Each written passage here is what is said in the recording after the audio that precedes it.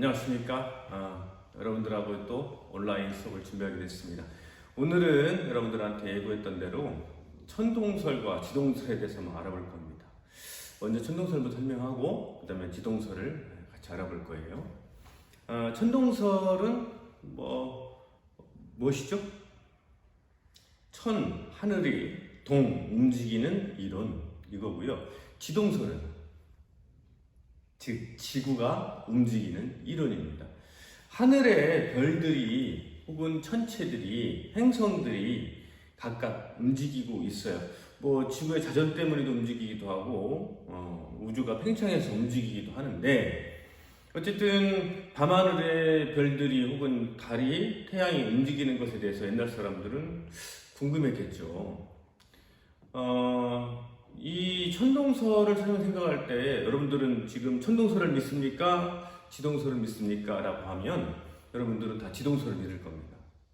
하지만 선생님은 천동설이 얼마나 위대했던 것인지 가끔 생각해요. 천동설하면 빼놓을 수 없는 사람이 한 사람 있는데 그 사람이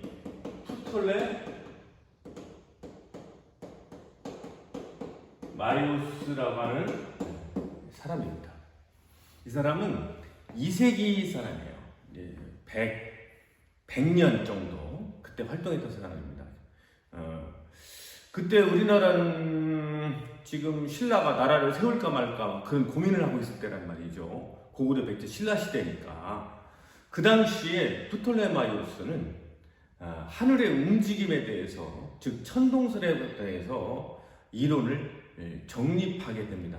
집대성이라는 표현을 쓰는데 잘 모아서 최고의 하나로 만들었던 것이죠.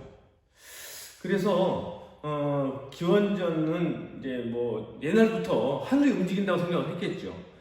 태양이 떠서 동에서 떠서 서로 지고 있고, 달도 떠서 지고 있고, 밤하늘의 별들이 하루 사이 이렇게 움직여가는 그러한 모습을 보면서 하늘이 움직인다는 생각이 먼저 직관적인 생각이었을 거예요. 그래서 그 움직임을 정확하게 표현하고자 천동설을 만들게 됩니다. 천동설은 중심에 무엇이 있죠? 지구가 있습니다. 지구가 있고요. 그 다음에 수성이 돌고 있고, 그 다음에 금성이 돌고 있고요. 그 다음에 태양이 이렇게 돌고 있다고 생각을 했고요. 그 다음에 이제 화성부터 해서 목성까지 이렇게 움직이고 있다고 생각을 했습니다. 하늘의 움직임을 정확히 예측하는 것, 이것은 그 당시 최고의 과학이었기 때문에 프톨레마이오스도 그러한 작업들을 하기 시작했죠. 그래서 프톨레마이오스는 아주 위대한 책을 하나 씁니다. 알마게스트라고.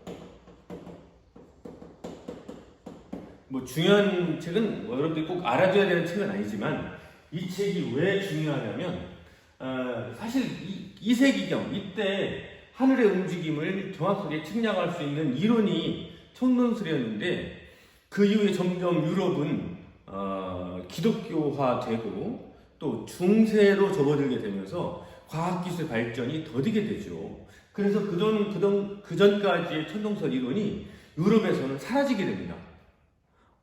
인류의 자산이 사라진 거랑 비슷한 거잖아요. 그런데 이 책이 이슬람 쪽으로 넘어가게 됩니다.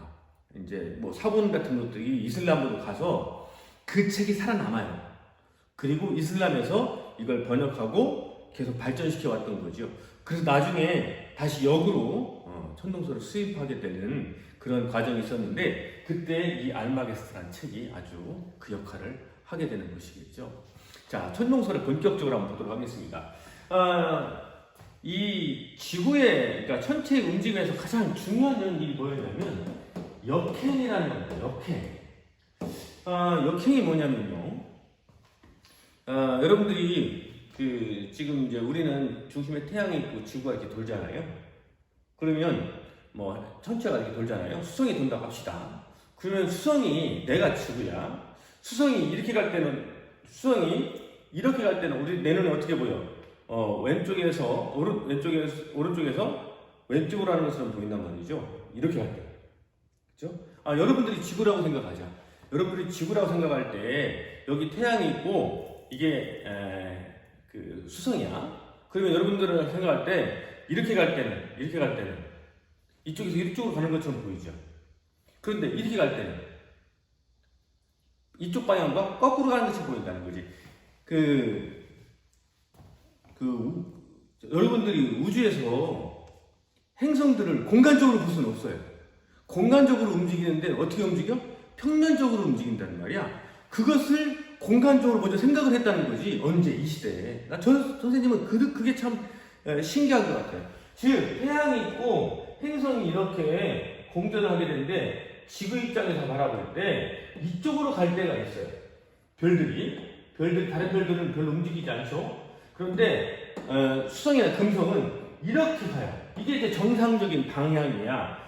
별들도 이쪽에서 이쪽으로 이제 움직여가니까요. 그래서 이쪽이 서고 이쪽이 이제 동쪽이 되는데 서에서 동으로 이렇게 이동을 합니다.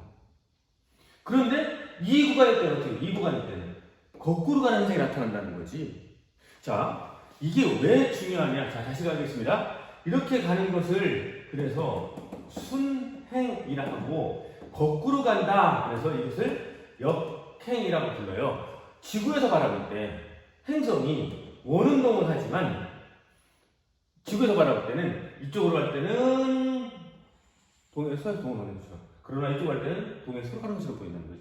그래서 이렇게 가는 것처럼 보입니다. 우리 지구에서 바라볼 때. 그래서 이 현상이 이 당시에 이미 관측이 됐어요. 그래서 이 행성의 역행을 어떻게 설명할 건가 한 거죠. 그래서 프톨레마이오스는요, 자, 지구에서 수성이 이렇게 돌고 금성이 이렇게 돈다면 이 역행 현상은 나타나지 않습니다. 물론 이따가 지동설에 설명할 때는 매우 쉬워집니다만 천동설에서는 이 현상을 어떻게 설명할까 한 거죠. 그래서 원을 하나 만듭니다. 이렇게 원을 하나 또 이런 식으로 만들어요. 그래서 수성이나 지금 여러분들 지금 모의고사 보고 있습니다. 지금 모의고사 마지막 시간인데 선생님 이 시간에 찍고 있어요. 자, 이렇게 하는 원을 하나 만들면 수성이 이쪽으로 갈 때는 순행 방향이지만 이렇게 갈 때는 역행을 만들어낼 수 있죠. 금성 또한 마찬가지. 이렇게 갈 때는 순행이지만 이렇게 갈 때는 역행을 만들어낼 수 있어요. 그래서 프톨레마이오스는 실제 나타나는 이 역행이라고 하는 현상을 이 원을 통해서 설명하고자 했어요. 이 원을 뭐라고 부르냐면 주전원이라고 부릅니다. 주행하면서 이제 공전하는 원 이런 뜻을 갖고 있는데 주전원이라고 만들었었죠. 자, 이 당시에는 여기까지밖에 몰랐어요. 예를 들어서 금성의 모습을 관측이 불가능했죠. 그냥 뜨는 별일 뿐이에요. 모양을 보지 못했어요. 다만 어떤 건 봤냐? 수성과 금성. 여러분 수성과 금성을 뭐라고 부르죠? 수성과 금성. 맞아요. 내행성이라고 부르죠. 내행성인 수성과 금성은 초저녁이나 새벽에만 보입니다. 한밤중에는 보이지 않습니다. 금성은 새벽에 보일 때 밝거든요. 그래서 샛별이라고 부르고 저녁에는 개밥바라기 별 이렇게 부르기도 했어요. 그런데 한밤중에는 보이지 않습니다. 이 한밤중에 보이지 않는 현상은 그러면 프톨레마이오스는 어떻게 설명했을까? 프톨레마이오스는 한밤중에 보이랍니다. 그러면 지구에서부터 이 내행성까지 중심의 축이 하나 있다. 중심의 축이 있다. 그리고 이 중심 축에서 주전원이 돈다라고 생각을 했습니다. 그러면 얘들은 이쪽으로 넘어갈 수는 없겠죠. 즉, 만약에 태양이 이쪽에 있다. 그러면 반대편에 행성들이 올 수 없도록 만들었다는 거죠. 그래서 이 가상의 선을 두어서 한밤중에 보이지 않는 현상을 설명하려 했습니다.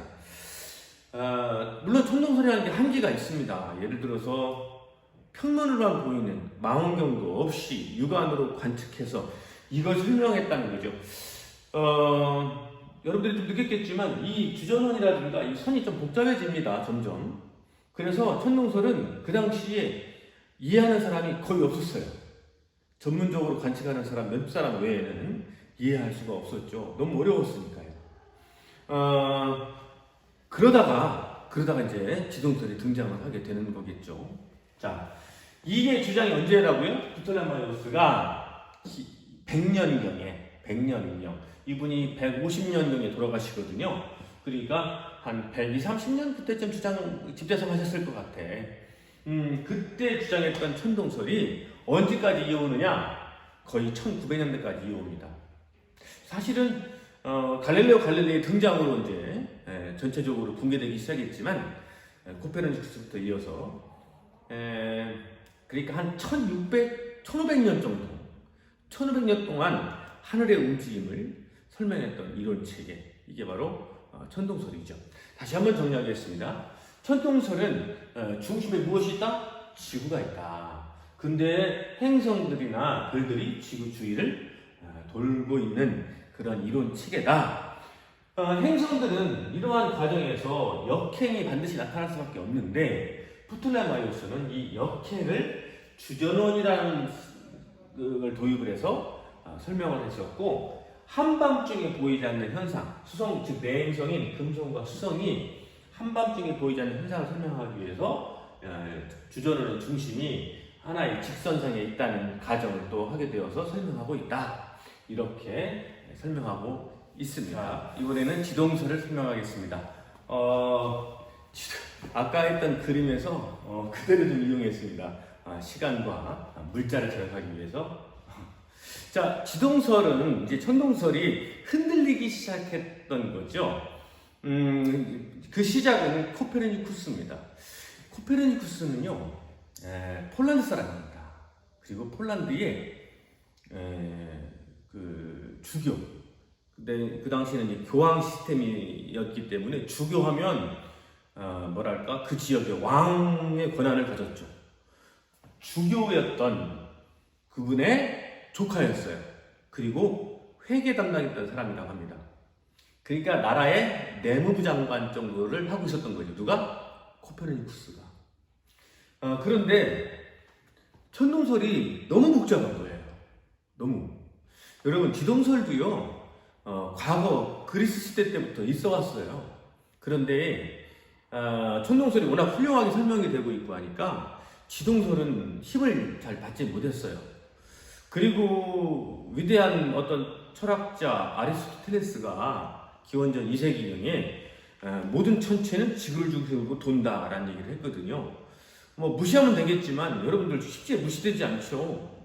어떤 권위가 있을 때 그것을 쉽게 무시하기는 쉽지 않습니다. 아버지가 여러분 집에 있을 텐데 아버지가 매우 훌륭하신 분이에요. 그런데 그 아버지가 저녁에 일찍 자라 그런데 무시하기가 쉽지 않죠. 근데 아버지가 몰래 만약에 게임을 하셨나 그러면 왠지 그때부터 신뢰가 좀 줄어들기 시작하는 것 아니겠어요? 천동설이라고 하는 것도요 1500년 동안 지속되어 왔습니다. 그리고 천체의 움직임을 설명하는데 무리가 없었어요. 그런데 이제 이 코페르니쿠스가 이탈리아에 갔을 때 과거에 나왔던 책을 보게 됩니다. 지동설에 관한 책이었어요. 그래서 책이 중요해요. 처음부터 어떤 생각을 막 이끌어내는 건 쉽지 않잖아요. 누군가 어떤 생각이 있고 거기서 이제 아이디어가 발전되어 나오잖아요. 발전이라는 게 그렇습니다. 그래서 지동설로 설명했더니 너무나 쉬워지는 거예요. 자, 지동설에서 우리가 꼭 잊지 말아야 할 사람이 코페르니쿠스라는 사람이죠. 이 사람은 천체의 회전에 관하여 라는 책을 쓴 겁니다. 그러면서 이 사람이 그 교황의 또 주교의 또 조카였잖아요. 그러니까 대놓고 반대는 못하고 이런 게 있지 않을까라는 뉘앙스를 풍기면서 책을 냅니다.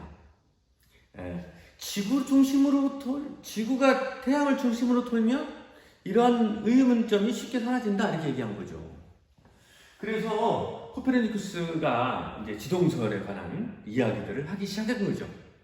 이 이야기들은 점점 퍼지기 시작했지만 역시 천체에 관한 이야기는 지금도 어렵지만 그때도 어려웠거든요. 그러니까 아는 사람이 별로 없어요.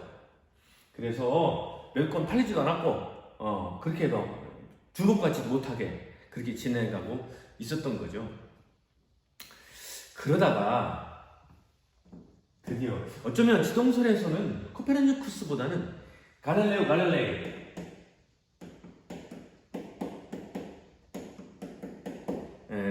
그 갈갈이 형이 더 중요한 역할을 했다고 보는데 갈릴레오 갈릴레이는 그 당시에 직업이 교수였습니다. 교수면 되게 좋은 직업이죠. 근데 교수도 좀 차이가 많이 났어요. 그 신학대학 교수는 갈릴레이 일반적인 교수들보다 월급이 한 10배 이상 많았어요. 그러니까 월급이 좀 적었어요. 갈릴레오가. 그래서 수학자이기도 했잖아. 그래서 컴퍼스를 만들어서 팔기도 하고 뭐랄까 좀 잡동사니스러운 것들을 많이 했어요. 왜? 어려우니까. 그러다가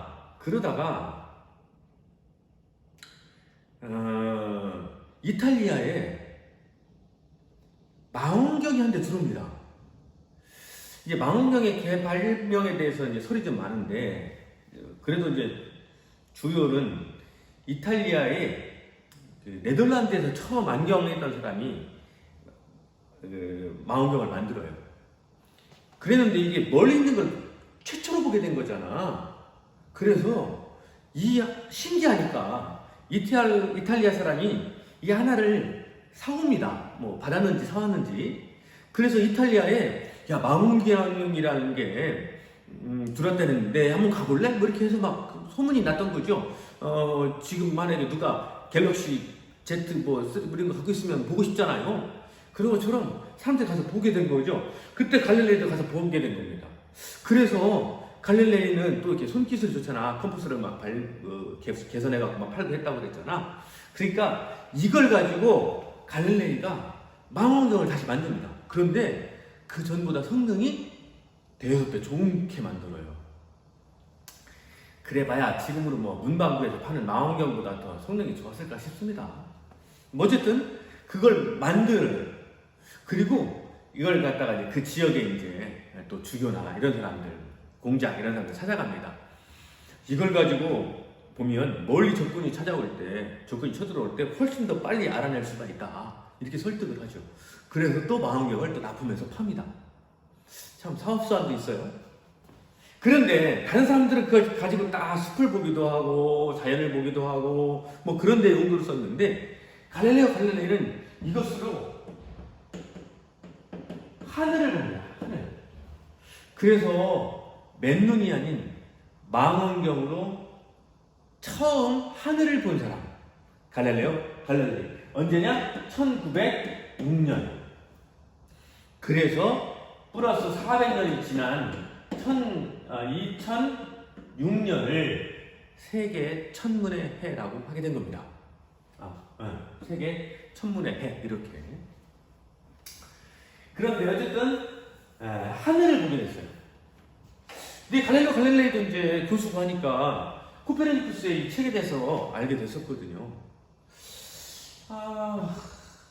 그래? 하고 이제 밤하늘에 행성과 이런 것들을 관측하게 됐죠. 그런데 자, 제일 중요한 사건, 목성을 관측하게 됩니다. 뭐요? 목성. 목성이 사실은 행성들 중에서 가장 크잖아. 그러니까 목성이 밝기도 했고, 목성이 이렇게 있는데 이제 평면이죠. 목성이 뭐 선은 없어. 목성이 이렇게 있어. 뭐 밝은 게 목성이지. 그런데 이렇게 보이는 거죠. 이게 뭘까요? 위성이에요. 목성에 위성이 생긴 겁니다. 그리고 다음날 보면 이게 그 다음에 관측을 하게 되면 목성이 이렇게 돼요. 자, 위치가 바뀌죠. 그 다음날 봤더니 이런 식으로 됩니다. 자, 며칠씩, 그러니까 뭐 한 달이 두 달이 지나면서 점점 바뀌어가고 있죠. 이게 뭘 뜻하는 것이냐? 목성을 중심으로 얘네들이 어떻게 되고 있다? 공전을 하고 있다는 거예요. 자, 아까 쓴 아리스토텔레가 뭐라고 그랬어요? 모든 천체는 지구를 중심으로 돈다고 그랬잖아요. 천동설이 그렇게 바탕으로 만들어졌잖아요. 그런데 지금 갈릴레오는 무엇을 본 거예요? 그 예외를 본 거죠. 모든 천체는 지구를 중심으로 돌지 않을 수도 있다라는 것을 밝혀낸 거예요. 그래서 이 현상, 목성의 위성이 나타난 현상은 천동설의 기초를 흔들기 시작했다라고 말해도 충분합니다. 두 번째, 갈릴레오는 금성을 봅니다. 금성. 그리고 뭘 보냐면 모양, 어려운 말로 위상이라고 하는데 위상을 봅니다. 어떤 위상이냐? 보름달 모양의 위상을 봅니다. 보름달 모양의 위상을 봐요. 자, 이것이 이제 설명을 할 부분이 되겠는데요. 자, 지동설 보겠습니다. 뭐 지동설은 우리가 잘 알고 있는데 여기가 태양이 있죠. 그리고 스스로 빛나는 태양이 있고요, 수성이 있고요, 금성이 있습니다. 그리고 지구가 있죠. 굳이 이 중심선을 잇는 선이 필요 없죠. 왜냐면 얘는 이렇게 돌고 얘는 이렇게 돌면 돼요. 그리고 지구에서 바라볼 때 태양 중심에 있을 수밖에 없어요. 왜냐면 금성이 가장 멀리 있을 때 이 각도 안에 다 있거든요. 수성은 더 좁고 금성은 여기서 태양 주변에서만 보이는 거야. 태양이 졌어요. 태양 어디 있어요? 서쪽에 있어요. 그러면 금성 어디서 보여요? 서쪽에 보이는 거예요. 새벽에 태양 떠오르려 그래. 그럼 태양 어디 있어? 동쪽에 있어요. 그러면 금성 어디 있어요? 동쪽에 있는 거예요. 그래서 새벽에 보이는 거예요. 자, 지동설에서는 굳이 선을 그릴 필요가 없죠. 두 번째, 금성이 여기 있다. 그러면 이 행성들은 스스로 빛나지 않잖아. 태양빛을 반사할 뿐이잖아. 그러면 금성이 여기 있으면 햇빛을 받는 이 부분이 빛난다고. 그래서 지구에서 바라볼 때는 이렇게 보이는 거야. 만약에 여기 있으면 이 부분이 빛나는 거야. 그래서 지구에서 이렇게 보이는 거지. 그러면 금성이 여기 있으면 태양 뒤편에서 잘 안 보이겠지만 살짝 어긋나 있으면 그 모양은 보름달 모양처럼 보이겠죠. 금성이 이 부분이 빛나니까. 그래서 지동설에서는 이 보름달 모양 보이는 것이 당연한 거예요. 또 하나, 자, 여기는 어떨까? 여기는 초승달 모양이나 금음달 모양 이렇게 될 거예요. 그런데 거리가 어때? 가깝지? 커. 좀 더 작아져. 여기 있으면 작아져. 그래서 위상이 어떻게 되냐면 초승달이나 금음달은 크게 나타나고 보름달은 작게 나타나요. 이렇게. 이게 어떻게 돼? 이렇게 크기가 변하잖아. 왜? 이렇게 멀어졌다가 가까워지니까. 그래서 위상 변화뿐만 아니라 크기 변화까지 나타난다는 거지. 자, 천동설에서는 어땠어요? 자, 여기다가 천동설을 그대로 한번 해보겠습니다. 이게 금성이고, 이게 주전원에 대해서 다시 그려야 되겠다. 이게 주전원이고, 금성이, 이게 지구고, 금성이 여기 있다고 하고, 여기 있다고 합시다. 태양은 여기 있어요. 뒤에 있어요. 태양. 그러니까, 지구에서 볼 때, 태양빛을 받는 부분은 이 부분을 빛을 받는 거야. 그러면 행성 어느 부분이 빛나? 이 앞에 부분이 빛나. 이 앞에 부분이. 그럼 지구에서 바라볼 때는 보름달 모양이 보일 수가 없지.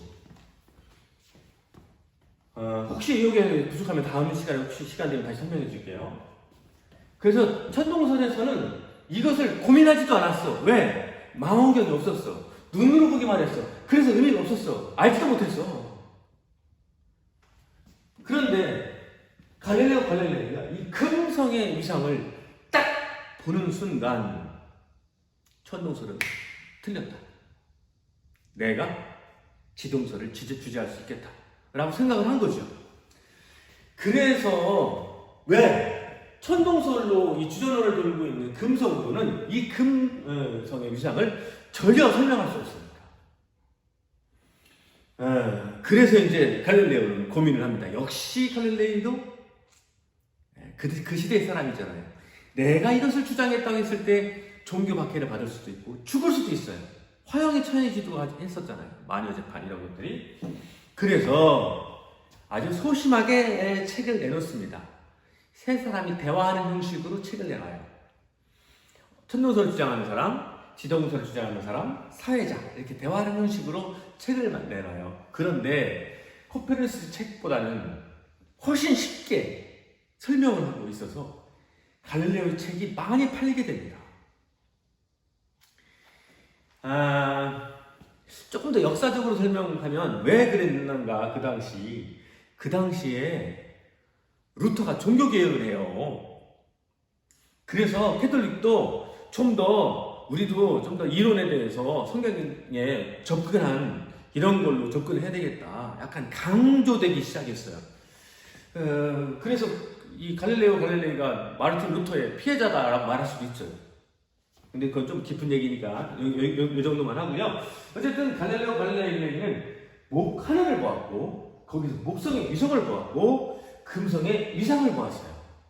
그래서 책을 내놨습니다. 그래서 유명한 말, 그래도 지구는 돈다 뭐 얘기했다 하지만 그걸 누가 말했겠습니까? 아니 그리고 누가 그 옆에서 들었겠다고, 누가 들었을 수도 있다고 쳐. 그 누가 기록을 했겠냐고. 나중에 기록에 있는 거지. 그랬는데 어쨌든 죽음은 면합니다. 이 책으로 인해서 갈릴레이는 죽음은 면해요. 그런데 평생 가택연금을 당합니다.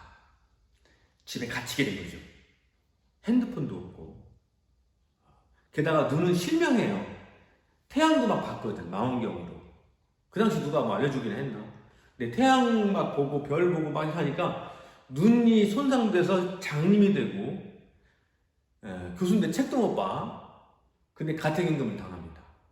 그래서 그렇게 사실은 불운한 노후를 보내고 돌아가시게 되죠. 그런 거 보면 학문의 발전은 이루어서 우리에게 많은 과학적인 업적까지 이루어졌지만 본인 자체는 그렇게 행복하려나요? 살지 못했던 그런 갈릴레오였습니다. 자, 다시 정리하면 지동설은 코페르니쿠스가 주장을 합니다. 천체 회전의 변화라는 책을 써서 알려졌지만 소개하는 정도였어요. 그런데 갈릴레이가 망원경을 개선하고 발명하고 그것으로 하늘을 보아서 목성의 위성을 봅니다. 위성은 목성의 위성이 막 되게 많지만 이 당시에 큰 거 4개만 보였어요. 그래서 칼리스토, 이오, 가니메데, 유로파 이렇게 4개의 위성입니다. 이 4개의 위성은 아스토텔레스의 이론 체계, 천동설의 근거가 되는 모든 천체는 지구는 돈다는 것을 무너뜨렸고, 금성의 위상 변화, 이것은 천동설의 주전으로는 설명할 수 없는 그런 현상이었어. 그래서 천동설을 근본적으로 무너뜨리게 만들었던 이 2가지 증거였다. 이렇게 설명할 수가 있겠습니다. 자, 여기서 한 사람 더 나오게 되는데, 이 사람은 케플러입니다. 케플러는 그 당시 이제 티코 브라헤라고 하는 그 천체 관측을 했던 그 사람의 제자였어요. 제자였는데 이 사람이 왜 중요하냐면 이 티코 브라헤가 관측을 참 많이 했거든. 특히 화성 관측을 많이 했어. 근데 이렇게 보니까 이 궤도가 원이 아닌 것 같아. 그래서 아닌데 하고 있는데 케플러라고 하는 좀 똑똑해 보이는 애가 있었거든. 그래서 이 케플러를 제자로 맞아드립니다. 그래서 이제 케플러가 이제 스승의 그 관찰 기록들을 막 보다 보니까 놀라운 사실을 발견한 거죠. 스승의 말이 맞았어요. 사실은 그 전에 자기도 모든 천체는 원운동 한다고 생각을 했거든요. 그것도 누가 말해? 아리스토텔레스가. 원운동을 한 줄 알았는데 이 자료를 보니까 타원 궤도를 돌고 있는 거죠. 근데 그 자료는 누가 다 만들었어? 스승인 티코 브라헤가. 그러나 우리는 지금도 케플러 법칙을 쓰고 있죠. 그래서 제1법칙이 뭡니까? 타원 궤도의 법칙이 됩니다. 두 번째, 세 번째도 있지만 두 가지는 좀 어려우니까 이것만 설명하도록 할게요.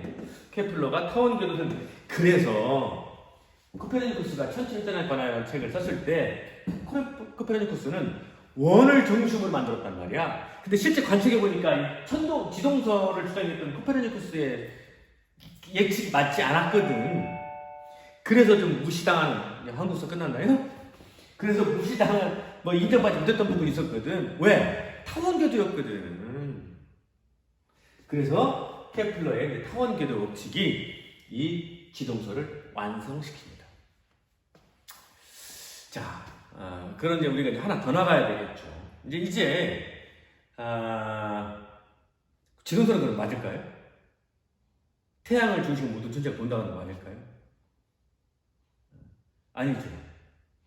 우리는 실판에서 안 볼 테니까 우리 은하가 어떻게 생겼어? 우리 은하가 이렇게 생겼죠? 이렇게 은하가. 그리고 우리 태양 어디 있어요? 중심에 있어요? 아니에요. 여기 좀 있어요. 그러니까 사실 지동설도 선언적으로는 모든 천체가 태양을 중심으로 돈다는 것도 맞지는 않죠. 그냥 태양이라는 천체에 행성들이 돌고 있고 이 천체는 우리 은하의 변두리에 속해 있고 이 은하 또한 움직이고 있고 이게 이제 현재 확장된 밤하늘의 천체에 관한 이론입니다. 선생님은 천동설이 매우 중요한 학설이라고 생각을 해요. 왜냐하면 그 당시에 제한된 환경, 망원경도 없고 그냥 맨눈으로만 관측하는 그 200년 정도, 100년경에 이미 이러한 놀라운 정확도를 가진 이론 체계를 만들어냈고 그것을 통해서 밤하늘을 설명했다는 거. 이게 천동설의 업적입니다. 그 당시에 역행 같은 것들 그리고 한밤중에 내행성이 보이지 않는 현상들을 다 설명했어요. 지동설에서는 역행은 당연한 거죠. 여기 지구에서 수성이 이렇게 할 때는 순행, 이렇게 할 때는 역행이잖아요. 금성 이렇게 할 때는 순행, 이렇게 할 때는 역행이에요. 그러니까 그건 따로 설명할 필요 없는 거예요. 뭘 돌릴 필요가 없지. 아주 심플해졌지. 그래서 지동설에서는 역행이든 그다음에 금성 위성이든 다 설명할 수가 있습니다. 여기에 이제 하나 또 추가될 것은 연주시차라고 하는 거예요. 근데 연주시차는 여기까지 하도록 하겠습니다. 좀은 남겨놔야 또 다른 공부할 때 재미가 있어지니까요. 자, 이렇게 천동설과 지동설에 대해서 여러분들하고 얘기를 나눠봤습니다. 이제 문제를 여러분들 보여주게 되고요. 이 문제를 통해서 다음 여러분들 등교했을 때 1시간 동안 보지 않고 시험 형식으로 보겠습니다. 이 수업을 잘 듣고 공부한 사람은 다 맞을 수 있도록 선생님이 문제를 냈으니까 너무 어렵게 생각하지 않아도 될 것 같아요. 자, 오늘 여기까지 하겠습니다. 지금부터 여러분들한테 문제를 설명하려고 하는데 잘 안 보일 것 같아서 선생님이 좀 읽어줄게요. 1번 이세기경 천동설을 집대성한 사람은 2번 행성은 공간에서 타원 운동을 하지만 지구에서 돌아볼 때는 서에서 동으로 이동하다가 동에서 서로 가는 구간이 있다. 거꾸로 가는 것처럼 보인다. 이러한 현상을 무엇이라고 하는가? 3번 천동설에서 위의 2번 현상을 설명하기 위하여 도입한 것은 4번 천체 회전에 관하여라는 책을 통해 지동설을 주장한 사람은 5번 갈릴레이는 금성의 어떤 모습을 관찰하고 천동설이 틀렸다고 확신하게 되었는가?